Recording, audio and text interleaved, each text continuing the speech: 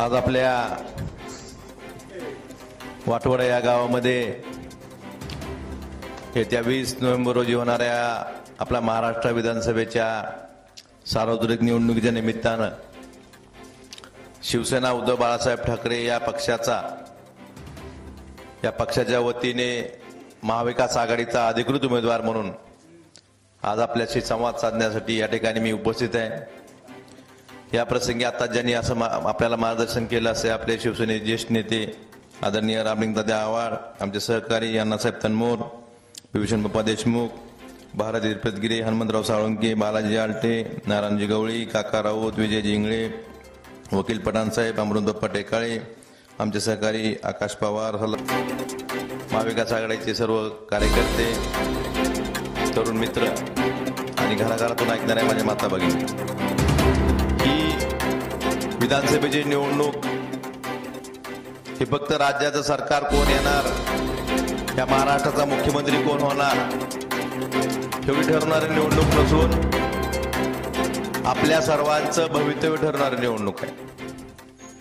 या निवडणुकीत आपण बघतोय की मागच्या 2.5 वर्षात जे सरकार राज्यात आलंय किंवा गेल्या 10 वर्षातलं मोदी सरकार या देशातलं, ही लोक आपण सगळे शेतकरी आहेत, ही लोक शेतकऱ्यांच्या मुळावर उठलेली लोक आहेत। त्यामुळं आपल्याला ठरवायचंय की या 20 तारखेला आपल्या महाराष्ट्राची सत्ता कोणाच्या हातात द्यायची, आपलं भवितव्य कोणाच्या हातात द्यायचं ही ठरवायची निवडणूक आहे। मागच्या 5 वर्षापूर्वी माननीय पक्षप्रमुख उद्धवजी ठाकरे साहेब, आपले खासदार साहेब असतील, यांनी माझ्यावर विश्वास ठेवून ह्या मतदारसंघात मला उमेदवारी दिली। आपल्या सगळ्यांच्या आशीर्वादानं, आपल्या सगळ्यांच्या प्रेमामुळं मी महाराष्ट्र विधानसभेत आपलं प्रतिनिधित्व करू शकलो।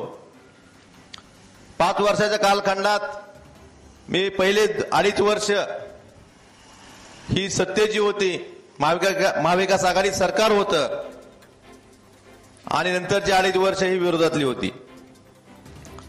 पहिल्या 2.5 वर्षात 2 वर्ष कोविड होता, त्या 2 वर्षाच्या काळात ही आपण जेवढं महाविकास आघाडी सरकारच्या माध्यमातून जी कामं करता येतील, जी कामं मंजूर करता येतील ती कामं आपण करून घेतलेली आहेत। आपल्याच गावाच्या बाबतीत सांगायचं झालं तर आपला हा वाटोडा पाठवून येणारा रोड आपण महाविकास आघाडी सरकारच्या काळात माननीय उद्धवजी ठाकरे साहेब मुख्यमंत्री असताना त्यावेळेस मंजूर झाला आणि तो काम करता आलं।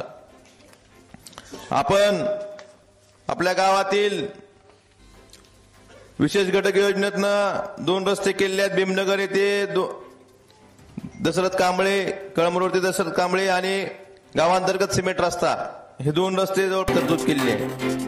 आपण गावात डीपीडीसीनं 2 डीपी मिळवला, ग्रामपंचायत डीडीसी आणि पवार वस्तीला 25 केवीच्या 2 डीपी केले आहेत। मातोश्री पानंद रस्त्यातनं वाटोड ते पाडवी नागाव शिव रस्त्याला आपण 24 लाख रुपयाचा निधी उपलब्ध करून दिलेला आहे। आपलं आरोग्य उपकेंद्र असेल, आपली जिल्हा परिषद शाळेची खोली असेल, त्याला सुद्धा आपण निधी दिलेला आहे। मला आता सरपंच सांगत होते, आकाश सांगत होते, आपल्या ज्या 2-3 प्रमुख गोष्टी आहेत अजून पेंडिंग राहिलेल्या, बऱ्याच वर्षापासून आपल्या समोरच्या भागात आपण एक सभागृहाची, मोठ्या सभागृहाची मागणी सर्व गावकऱ्यांची इच्छा आहे। आपण नायगावला आपण मोठे एक सभागृह देऊ। आपल्या गावात स्मशानभूमीचा विषय बऱ्याच दिवसापासून पेंडिंग आहे, या बाबतीत ही मोजणीसाठी मी मागेही अधिकाऱ्यांना सूचना दिली होत्या, मोजणी झालेली आहे। ज्या ज्या समाजात स्मशानभूमीची अडचण आहे, 77 गुंठे जमीन आहे, त्याची मोजणी झालेली आहे। ह्या मोजणीचा प्रश्न मिटवून या ठिकाणी आपण त्या ठिकाणी स्मशानभूमी म्हणजे कुठल्याच समाजाला स्मशानभूमीची अडचण येणार नाही ह्याची सुद्धा सगळ्या समाजात सांगतो। कुणाला स्मशानभूमीमुळे अडचण येणार नाही ही सुव्यवस्था आपली केली जाईल। मला आपल्या पाणीपुरवठा योजनेच्या बाबतीत सुद्धा बऱ्याच दिवसाची अडचण आहे। आपण पाणी ही पहिल्या 2.5 वर्षात आपण माननीय उद्धवजी ठाकरे साहेबांच्या माध्यमातून आपलं धाराशिवचं शासकीय वैद्यकीय महाविद्यालय मंजूर केलं, गेल्या अनेक वर्षाची मागणी होती।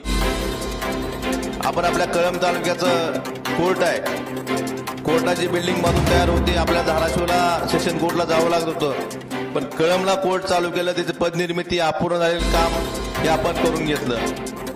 आपण लासऱ्यामधनं रायगावांमध्ये पाणी टाकायचं जे काम होतं रायगावन तलाव किती पाऊस पडला तरी भरत नाही. आपण लासरा सरकारनं थांबवलं, पण तुम्हाला एवढा शब्द देतो की येणाऱ्या काळात आपलं सरकार येणार आहे, हे राहिलेलं अपूर्ण काम सुद्धा आपण पूर्ण करून घेऊ. आपण बघतोय लातूर जवळ आहे आपल्याला. लातूरमध्ये मांजरा नदीवर बॅरेजेस आहेत, पण आपल्या तालुक्यात आपल्या जिल्ह्यात मांजरा तेरा नदी नाही का?